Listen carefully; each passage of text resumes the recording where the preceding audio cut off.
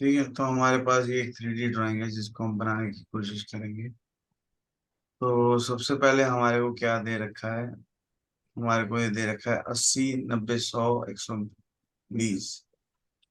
यहाँ पर top view करेंगे और एक लाइन लगाएंगे मिड पॉइंट वाली,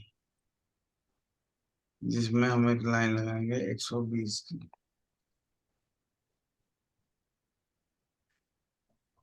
ठीक है, 120 की लाइन लगाई। अब ये नीचे है 50, 50 ये है, और इसका जो रेडियस है वो 40 है, यानी 50 और 40 90, 90 हो गया।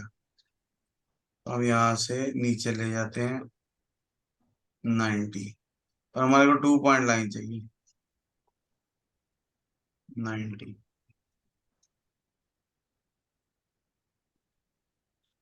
ठीक है, 50 ये ऑलरेडी है, 40 और तो 90 हो जाएगा। 90 को करेंगे 20 ऑफसेट, इधर भी 90 लगा लेते हैं।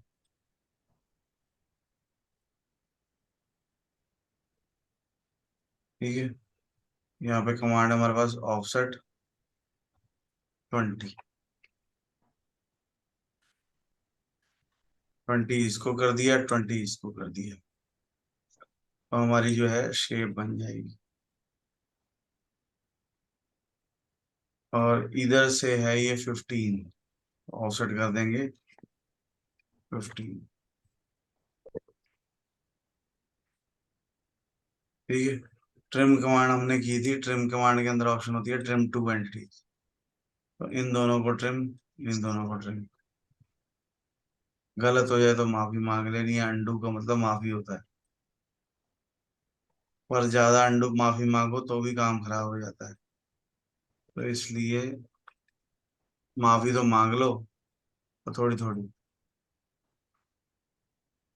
ठीक है, ये शेप हमारी बन गई जो हमारे को इधर से दिख रही थी, एक्स की डायरेक्शन से। ठीक है, इसको हमारे को एक्सट्रूड करना है 80। तो सॉलिड में जाएंगे और इसको एक्सट्रूड कर देंगे। यहाँ पे देखो ऑप्शन है बोथ डायरेक्शन, तो अगर 80 करेंगे बोथ डायरेक्शन 80 हो जाएगा। अगर मैं इसको 40 कर दूंगा, 40 और 40 टोटल 80 हो जाएगा। ठीक है, अब ये किनारों से देखो गोल है, तो हम क्या कर सकते हैं, हम फिलेट लगा सकते हैं। वो फेस को बंद कर दो, बॉडी को भी बंद कर दो, एज एज को ऑन रहने दो, और ये एजेस सेलेक्ट कर लेनी है चारों। एक साइड सेलेक्ट करके रेडियस भर देना है 40, तो ये अपने आप गोल कर देगा इसको। अब जब कोई चीज गोल होगी तो उसका सेंटर पॉइंट ब्लिंक करेगा। सेंटर पॉइंट है 32 का डाया।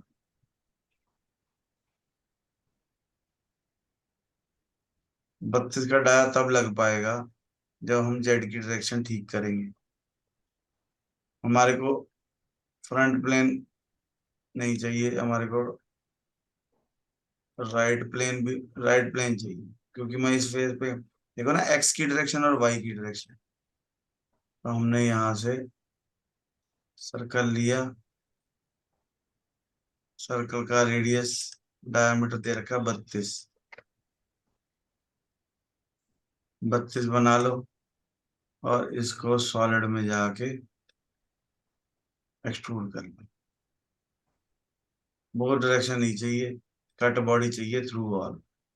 थ्रू वॉल करने से वो दोनों साइड काट देगा। ठीक है, ऑल वायर फ्रेम एंटिटीज को हम थोड़ी देर के लिए ब्लैंक कर देंगे। अभी मेरे को इसके टॉप पे काम करना है। ठीक है, तो यहाँ से टॉप व्यू लेते हैं, पर ये एक्स वाई सही नहीं आया, तो हम इसका फ्रंट व्यू ले लेते हैं, ताकि मैं, ये देखो एक्स वाई जिस प्लेन पे होगा उस प्लेन पे काम होएगा। तो हमने यहाँ से फ्रंट प्लेन लिया और एक सर्कल बना दिया यहाँ से लेके यहाँ तक। ठीक है, वो अपने आप ही सही डायमेंशन आएगी। क्योंकि मैंने एक पॉइंट ए पे क्लिक किया। अब इसको करना 20 एक्सट्रूड। तो हमारे को सॉलिड में जाके इसको कर देना extrude. Direction change, add boss, value दे दो 20। ठीक है। तो इतने थिन वॉल भी कर सकते हैं? थिन वॉल नहीं कर सकते क्योंकि अंदर से ना 15 है। मतलब इसकी बाहर से डेप्थ 20 है, अंदर 15 है। अगर अंदर भी 20 होती फिर कर सकते थे, फिर इसको थिकनेस दे सकते थे। पर इसकी थिकनेस अलग अलग है, तो हम 60 का सर्कल लगाना पड़ेगा हमारे को।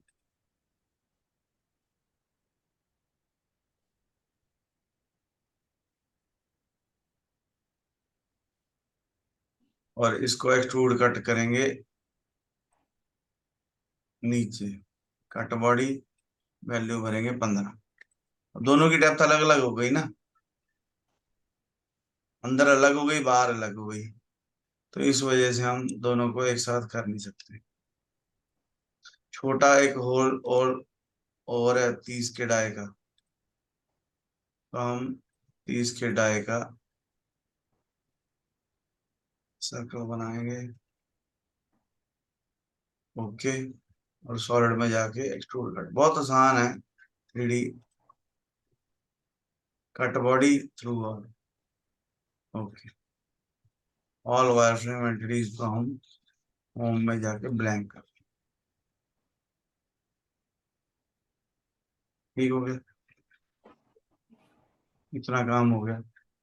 अब मान लो मुझे इसके बीच में ये वाले एरिया को कटिंग करनी है, तो जेड की डायरेक्शन मुझे देखनी पड़ेगी। जेड मेरा किधर है? अभी जेड है मेरा नीचे, तो मैं फ्रंट की जगह इसको कर दूंगा बैक। जेड ऊपर हो गया देखो, यहाँ पे भी सब में बैक कर देते हैं।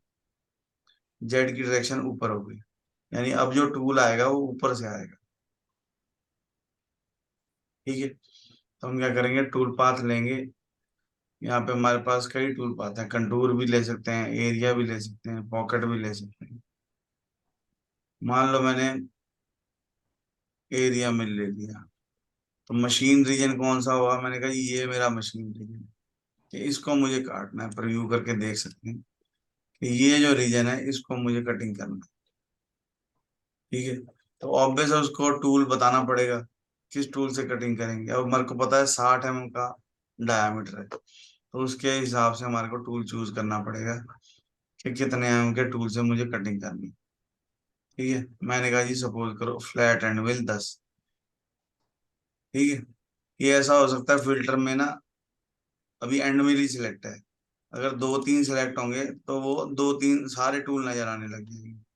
तो हम फिल्टर में जाके चूज कर लेंगे कि मुझे कौन सा चाहिए, बाकियों को बंद कर देंगे, जो चाहिए उसको ऑन कर लेंगे। ठीक है। मैंने कहा जी फ्लैट एंड व्हील 10 का चाहिए, टूल नंबर चाहिए 1। ठीक है। कट पैरामीटर में सबसे पहले हमारे को बताना है डेप्थ, कि मुझे काटना कहाँ तक है। एब्सोल्यूट में जाओ, मुझे यहाँ तक जाना है।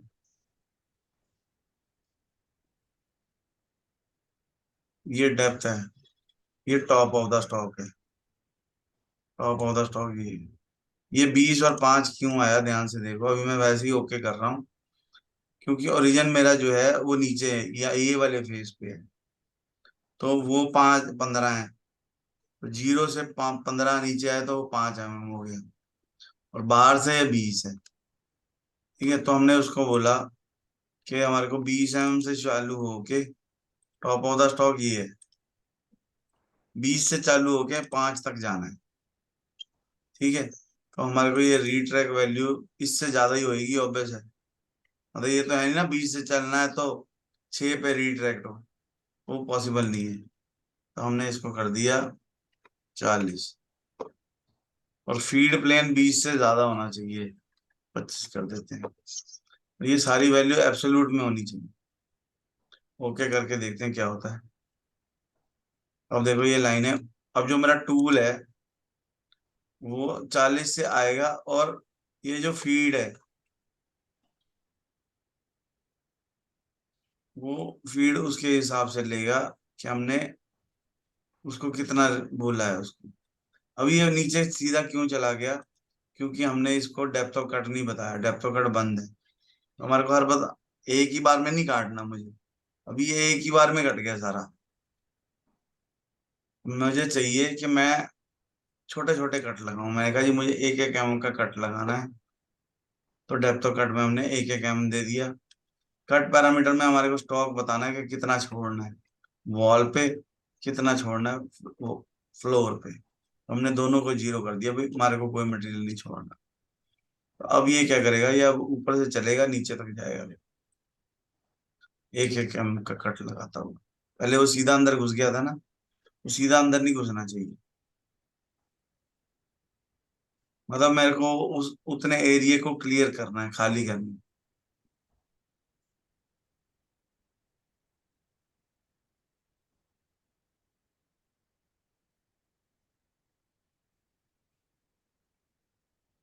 ठीक है, कुछ भी चेंज करना है और पैरामीटर में जाके चेंज होगा। अभी ये जो दो लाइनें नजर आ रही है, इसको टॉप व्यू करके देखें अगर हम, तो ये जो दो लाइनें हैं ये टूल के डाई का 45% है। पैरामीटर में जाएंगे, इसको बोलते हैं स्टेप ओवर, कि मुझे टूल के डाई का 30% चाहिए। तो वो नजदीक हो जाएंगी। नजदीक तो हो जाएंगी पर उतना टाइम बढ़ जाएगा। तो ये हमारे को देखना पड़ेगा हम क्या मटेरियल काट रहे हैं, मेरा टूल कौन से मटेरियल का है, हमारे को रफिंग करनी है या फिनिशिंग करनी है। तो उसके हिसाब से डिसाइड होगा कि स्टेप ओवर कितना देना है। नॉर्मली स्टेप ओवर टूल के डाई का 40 45% होता है। और ये जो स्टेप डाउन दिया है ये हमने सिर्फ यहाँ समझने के लिए 1 mm दिया है। ये भी 0.5 0.3 0.2 ऐसे होता है। मैक्सिमम 0.8 होगा। ठीक है, अगर हम रफिंग कर रहे हैं तो। ये ट्रिकॉर्डियल मोशन ऑफ रखते हैं हम। ये जब हार्ड मटेरियल होगा तब ऑन करेंगे इसको, अदरवाइज इसको ऑफ ही रखेंगे। सर ये ट्रांजिशन, वर्किंग कमेंट दी। ओके करके देखो। अभी ये सीधा सीधा चल रहा है, वो ऐसे गोल गोल घूम के चलेगा ताकि ज्यादा जोर ना आए टूल के ऊपर। देख रहे हो? वैसे जा स्पीड जा और आरपीएम चला सकते हैं ओनली। है। नहीं, वो कम करना पड़ेगा। स्पीड और हार्ड मटेरियल है तो कम करना ही पड़ेगा। ये जो कट पैरा ये टूल में ऑप्शन होती है ना, फीड और स्पिंडल हाँ स्पीड, जी। ये कम करना पड़ेगा। अगर नॉर्मली हम 4500 दे रहे हैं तो हार्ड मटेरियल होगा तो ये आधा कर दो कम से कम। फीड का भी सेम फंडा है, ताकि ज्यादा टूल पे जोर ना आए। पर हम नॉर्मली इसको ट्राइकोडियल मोशन को ऑफ ही रखते हैं। ट्रांजिशन का मतलब होता है कि एंट्री कैसे लेगा टूल।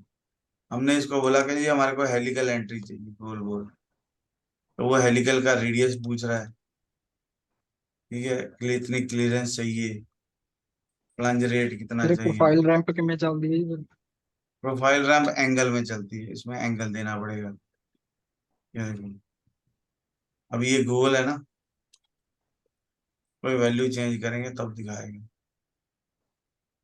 ये जो प्लंज रेट है ये एंगल है, इसको 3 डिग्री कर देते हैं। 2 या 3 डिग्री रखते हैं इसको।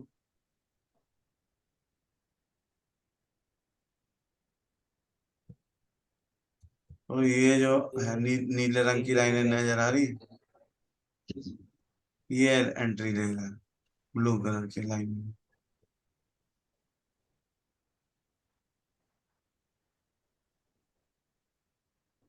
रिकॉर्डर बंद करना पड़ेगा।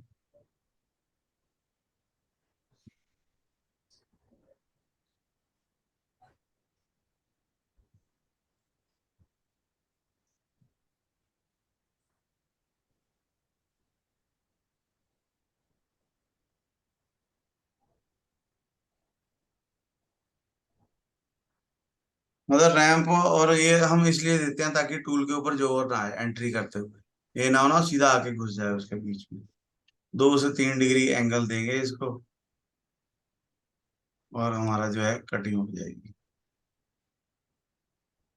अभी तो ये गोल है, अगर गोल ना होता हम यहाँ पे कॉर्नर राउंडिंग भी ऑन कर सकते थे। अभी कॉर्नर पे रेडियस लगा दें जितना हम रेडियस चाहेंगे। Good evening sir. एक गुड इवनिंग जी। ये तो सर है एक बार अगर सारे कॉर्नर आते दे रही है ना रेडियस। हाँ, जितना हम वैल्यू भर देंगे सारे कॉर्नर पे उतने उतने रेडियस का जो है सर्कल लग जाए, फिलेट लग जाएगी। मतलब हमारे को ड्राइंग में लगाने की जरूरत नहीं है, यही लग जाएगी। अब यही काम मैं एरिया मिल की बजाय पॉकेट से भी कर सकता था, डायनेमिक से भी कर सकता था। डायनेमिक में मैंने बताया था कि मशीन रीजन बताओ, ठीक है, ओके कर दो। अब डायनेमिक में क्या होता है, डेप्थ ऑफ कट ज्यादा दे सकते हैं हम। हमने इसको -15 बोल दिया, एक ही बार में काट दे 15। माइनस नहीं वैल्यू भरनी, प्लस में ही भरनी। और स्टेप ओवर हमने बताया था कि इसमें कम रखते हैं, 10% कर देते हैं टूल के डाई का, 10%। स्टॉक हमारे को छोड़ना नहीं है। एंट्री हमने कहा हेलिकल चाहिए, डेप्थ ऑफ कट हमने दे दिया, स्टेप ओवर हमने कम कर दिया, टूल हमने एंड मिल ले लिया, फ्लैट एंड मिल। अब इसमें फीड स्पीड बढ़ा देते हैं, उसमें 45 होती है तो इसमें 7500 कर देते हैं। उसमें 1200 थी तो इसमें हम 2500 कर देंगे, ताकि तेज तेज कटिंग हो। स्पिंडल स्पीड भी बढ़ा दी, डेप्थ ऑफ कट भी बढ़ा दिया, स्टेप ओवर कम कर दिया। और कितनी डेप्थ तक जाना वो सेम रहेगा, कि डेप्थ कहाँ तक जाना है और कहाँ से 20 से लेके 5 तक जाना है। इनको ज्यादा करना ही पड़ेगा। 25 का रीट्रैक और 22 का कर देते हैं हम फीड प्लेन। फीड प्लेन होता है जहां से ये जो फीड स्पीड हमने भरी है वो ऑन होती है। मतलब हम ये नहीं चाहते कि पहले ही ऑन हो जाए, वो 3 mm दूर, 2 mm दूर से वो चालू होएगी। उससे पहले वो, नहीं तो अगर मान लो ऊपर से आ रहा है 40 mm दूर से, तो वो धीरे धीरे धीरे धीरे धीरे धीरे आएगी। तो हम कह रहे हैं पहले तेज आ जा, 2 mm दूर से फीड फीड स्पीड चालू है।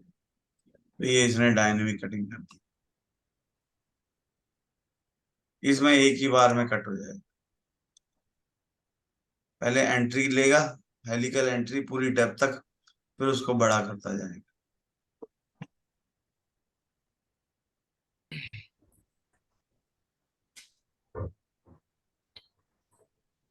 सर एंट्री लेगा उसका आरपीएफ फिर अलग रहेगा कि सेम रहेगा सर?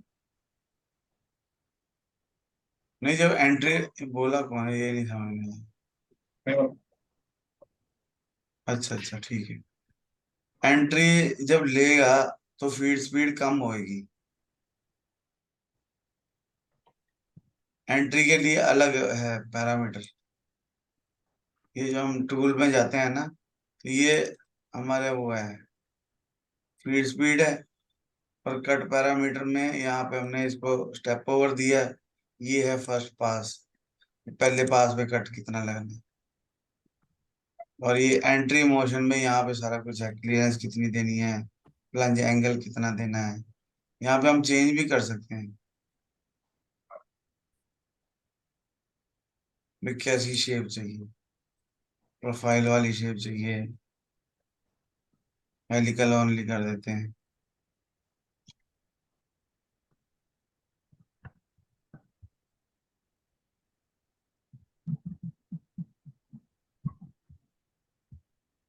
ठीक है। और यही चीज हमने एरिया से भी देखी, इससे भी देखी, यही चीज हम कंटूर से भी कर सकते थे, यही चीज हम पॉकेट से भी कर सकते हैं। पॉकेट में भी हमारे को वही मशीन रीजन सेलेक्ट करना है,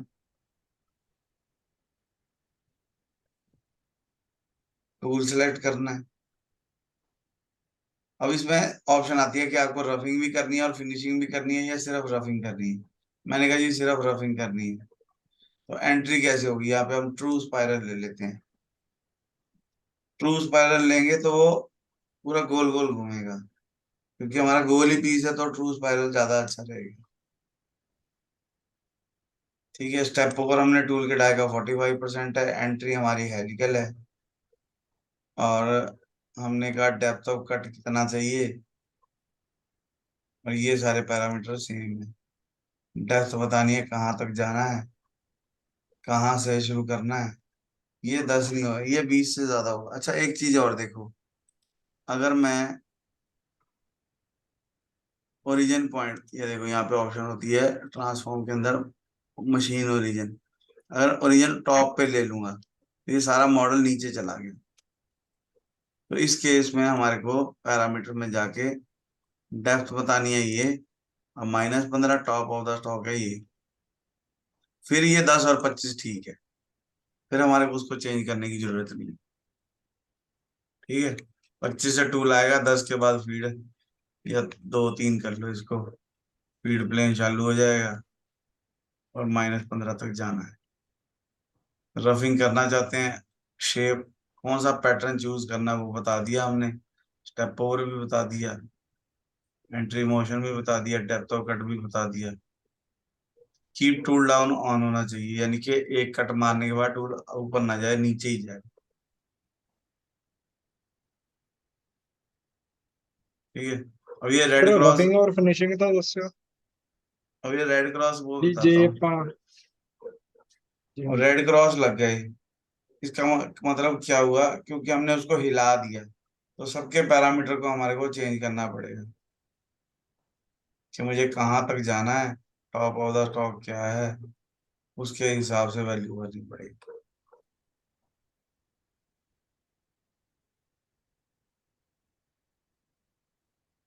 क्योंकि हमने ओरिजिन हिला दिया ना, तो ओरिजिन हिला दिया तो वो सब गलत हो गए, तो वो ये कह रहा है कि आपने गलत कर दिया, इसको मॉडिफाई करो। ठीक है, यहाँ पे लिखा है जनरेट टूल पाथ, या यहाँ पे भी कर सकते हैं रीजनरेट ऑर्डरटी ऑपरेशन। तो इसने ये देखो ये कटिंग कर दी, टूल पाथ चला के देख सकते हैं ये कैसे एंट्री थे, स्पाइरल की तरह चल रहा है ये।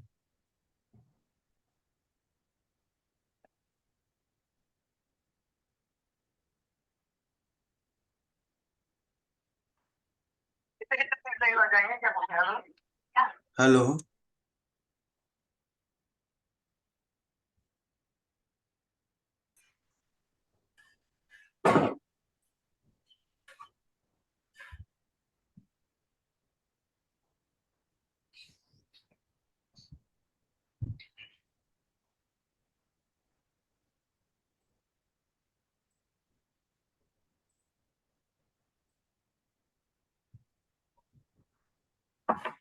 ठीक है, अगर मैं इसके पैरामीटर में जाके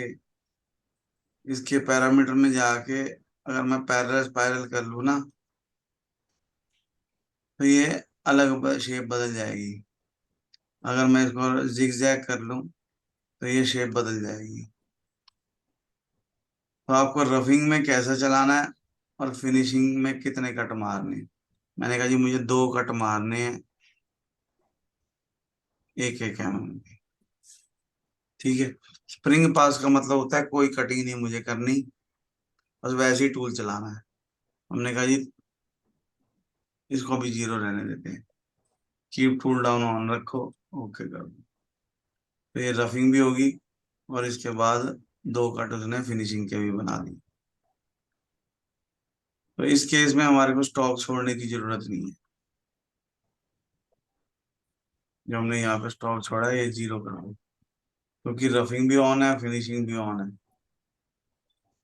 तो अगर हमने एक की जगह इसको ज्यादा पासेस बोल दिए, मतलब वो अपने आप एडजस्ट कर लेगा रफिंग में कितनी चलना है और फिनिशिंग में कितना चलना है, जितना हम ये स्टेप ओवर देंगे। वैसे तो पॉइंटों में होना चाहिए, .2 के लास्ट में 2 कट लगा दिए सर ਆਪਾਂ ਲਾਸਟ 'ਚ ਵੀ ਫਿਨਿਸ਼ਿੰਗ ਦਾ ਕੱਟ ਦੇ ਸਕਦੇ ਹਾਂ हैं, लास्ट ਵੀ में ही है ये। ਟੋਟਲ ਡੈਪਥ ਨਹੀਂ ਇਹ ਸਰ ਜਿਵੇਂ 0.5 ਦਾ ਕੱਟ ਆ ਉਹ ਤੋਂ ਉਹਦੇ ਰਫਿੰਗ ਹੋਣ ਤੋਂ ਬਾਅਦ ਉਹ ਚ ਲੈਂਦਾ ਫਿਨਿਸ਼ਿੰਗ ਚ ये डेप्थ ਕੱਟ डेप्थ ऑफ कट में हम फिनिशिंग दे सकते हैं, यहाँ पे नंबर ऑफ कट। मैंने कहा जी 2 कट मेरे को डेप्थ में चाहिए, .2 के। ਇਹਦੇ ਵਿੱਚ ਸਰ ਫਿਰ ਪੂਰਾ ਟੂਲ ਜਿੰਨਾ -15 mm ਜਾ ਕੇ ਫਿਰ ਫਿਨਿਸ਼ਿੰਗ ਦਾ ਕੱਟ ਲੱਗੂਗਾ ਨੇ नहीं नहीं, 15 mm जो 0.2 छाड़ दूंगा, पहला 0.4 छाड़ दूंगा, फिर बाद अच्छा। च- हाँ, मतलब ये जो है, ये यहाँ पे 2 कट लगाएगा। पहले अपने आप ही से एडजस्ट कर लेगा ना कि कहाँ तक मुझे जाना है, और उतना मटेरियल छोड़ के उतने का कट लगा देगा। पर वॉल वास्ते भी सेम इतना ही है? है। हाँ हाँ। वॉल वास्ते भी सेम? हाँ, वॉल में भी ऐसे ही है कि पहले रफिंग का टूल चलेगा, फिर उसके बाद फिनिशिंग का टूल तो वही रहेगा बेसिकली, मतलब वो जगह बदल जाएगी उसकी। इसको ट्रू स्पाइरल ही करो, क्योंकि उसमें तो बहुत टाइम लग जाएगा। पहले रफिंग होगी, फिर फिनिशिंग होगी। इसमें एक और ऑप्शन भी एक्स्ट्रा है, लीड इन लीड आउट की। एंट्री कैसे लेनी है और एग्जिट कैसे होगी, रैंप में हाइट कितनी चाहिए, रेडियस कितना चाहिए, टेंजेंट चाहिए या परपेंडिकुलर चाहिए। ये देखो यहाँ पे, ये जो लाल और हरी लाइन है ना, ये लीड इन लीड आउट है। एंट्री और एग्जिट कैसे होगी, ठीक है। ये जो सर पूछ रहे थे ना, ओवर ड्राइव फीड रेट, वो यहाँ पे हम ला सकते हैं। भाई एंट्री के टाइम कितनी फीड करनी है, वो हम यहाँ पे ऐड कर सकते हैं। अगर स्लो करना है या तेज करना है या कैसे भी करना है, वो वैल्यू हम डाल सकते हैं एंट्री और एग्जिट में। पॉकेट है ना, ये पॉकेट में ही आती है ऑप्शन।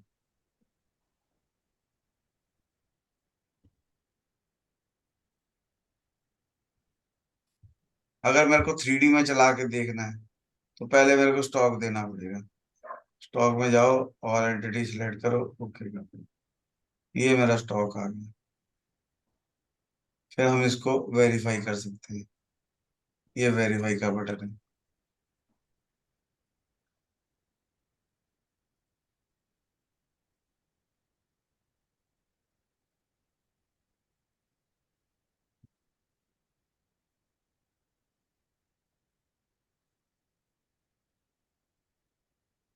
अब इसको बाकी चीजों से कोई मतलब नहीं है, इसको सिर्फ ऊपर वाले एरिया से ही मतलब है, क्यों, जितना हमने काटा। ठीक है, जिसके ऊपर क्लिक कर देंगे वो वाला टूल पाथ जो है चलने लग जाएगा वेरीफाई में। टिक लगा होना चाहिए।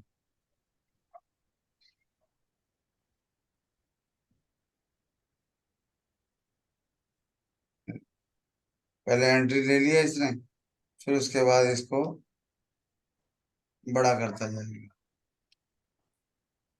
यहाँ से टूल पाथ ऑन कर लेंगे तो टूल पाथ भी दिखेंगे।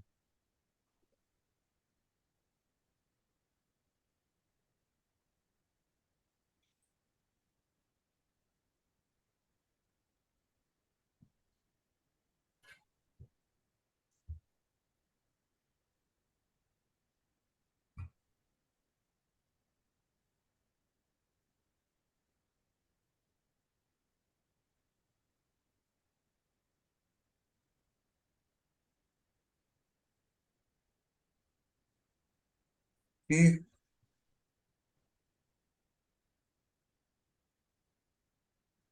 फिर उसके बाद हमारे को ये टूल पाथ हमारा क्रिएट हो गया। ठीक है, मतलब हमारे को ये सारे टूल पाथ समझ में आने चाहिए कि किस में टूल पाथ में क्या हो रहा है, वो कैसे चलता है। ठीक है, अभी हमने ये सर देखा। ਇਹਨਾਂ ਦਾ हाँ, ਸਰ बोलो। ਇਹਨਾਂ ਦਾ ਪਤਾ ਕਿਵੇਂ ਲੱਗੂਗਾ ਵੀ ਜਿਵੇਂ ਹੁਣ ਪੌਕੇਟ ਹੈ ਇਹ ਤਾਂ ਚਲੋ ਪਤਾ ਵੀ ਇਹਨੇ ਇਹ ਇਵੇਂ ਚੱਲ ਜਾਂਦਾ, ਬਾਕੀ ਇਹਨਾਂ ਕਿਵੇਂ ਪਤਾ ਲੱਗੂਗਾ ਵੀ ਇਹ ਕਿੱਥੇ ਕਿਹੜਾ ਚੱਲੂਗਾ?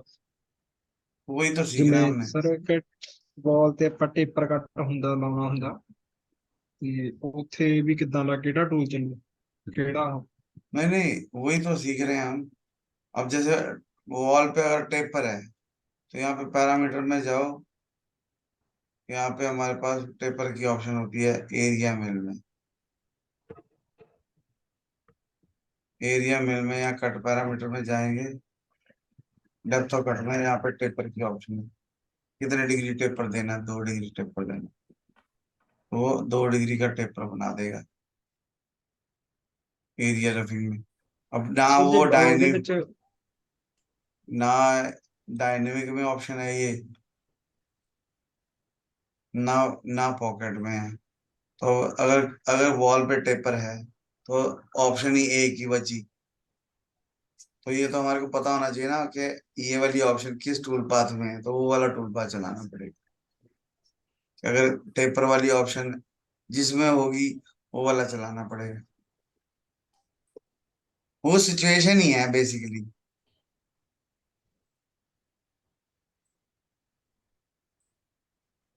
मतलब कहने का ये है कि जैसे हम बाजार गए, मान लो एक बड़ी अच्छी एग्जांपल है, हम बाजार गए, आटा लेके आए सेम दुकान से, ठीक है, बनाने का तरीका सेम है, और तुम्हारे घर में टेस्ट रोटी का अलग होगा, मेरे घर अलग होगा।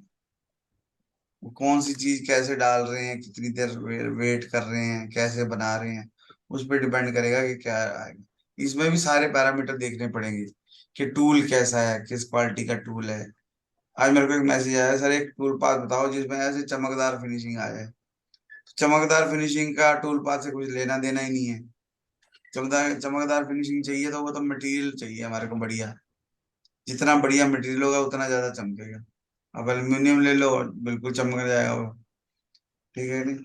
डिफरेंट मटेरियल पे डिफरेंट फीड स्पीड पे आपको फिनिशिंग अलग अलग आएगी।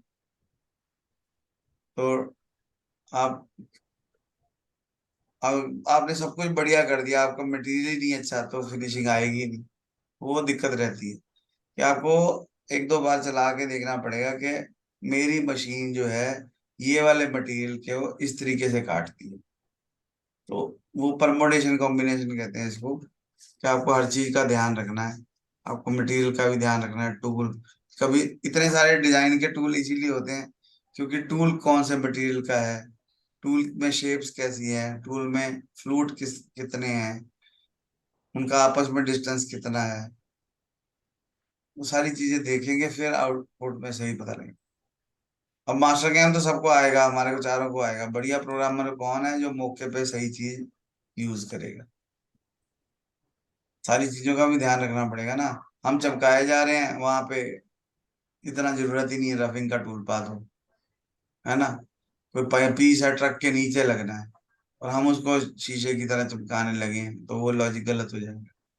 तो आपको सिचुएशन देखनी है कि क्या टॉलरेंस है, क्या साइज दिया हुआ है हमारे को, उसके हिसाब से काम करना, जरूरत क्या है।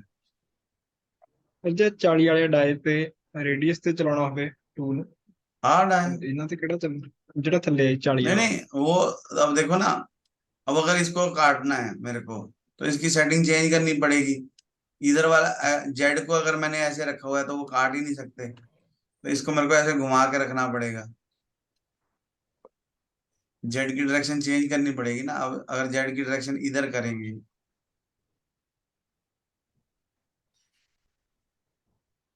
अब जेड की डायरेक्शन ऊपर होगी, ठीक है, और ट्रांसफॉर्म में जाके मूव टू ओरिजिन चेंज कर दी। मतलब ये सेकंड सेटअप हो गया। मतलब पीस को हमने उल्टा के रखना है। उसके बाद अब यहाँ पे कंटूर चला लो, चाहे कंटूर भी चल सकता है। सिंपली मुझे चेन नहीं लेनी, मुझे एजेस सेलेक्ट करनी है। चलो ये पूरी ले लेते हैं। टूल कौन सा चाहिए, डेप्थ कहाँ तक चाहिए।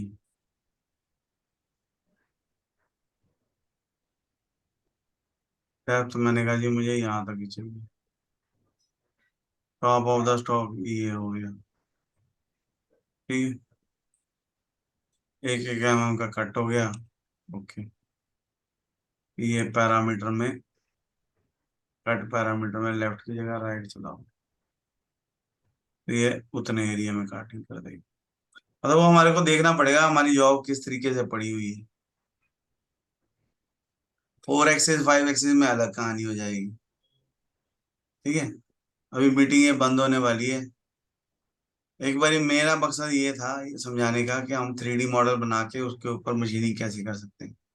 ठीक है, वो आगे जाके भी देखेंगे हम आगे, भाई क्या क्या दिक्कत आ रही है, उसके हिसाब से चलाएंगे, पूरे मॉडल को भी बनाएंगे। ठीक है।